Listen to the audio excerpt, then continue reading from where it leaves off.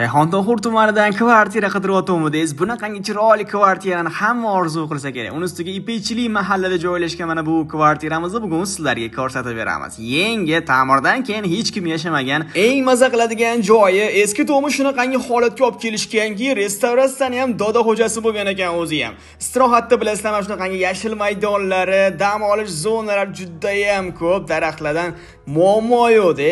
Yonginasida mana shunaqangi daraxtzorlar alleyasi bo'lgan domning 3-qavatida joylashgan ekan. Kirpichli dom ekan.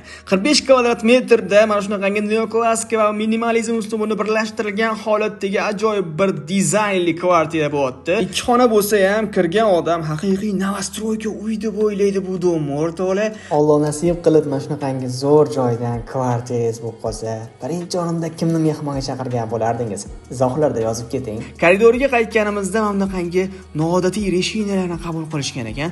Chiroyligina mehmonxonasi balkonni bo'lsa bunaqangi oshxona qilib qo'yishgan, oshxona mebelni joylashtirishganni qaranglar. Ikki xonani 3 xona qilishgan, balkonga mana bunaqa oshxonani joylashtirishgan, 3 xonani bemalol mazza qilib oilaviy ishlatsanglar bo'ladi. Yaxshi niyatdan mana shunaqangi chiroyli, orzu havas bilan ta'mirdan chiqarilgan kvartira nasib qilsin deganlar bitta like bosib qo'yinglar videoni bo'lsa, eng yaqin do'stlaringizga Rayhontohur tumanidan kvartira qidirayotgan do'stingizga yuborib qo'yinglar.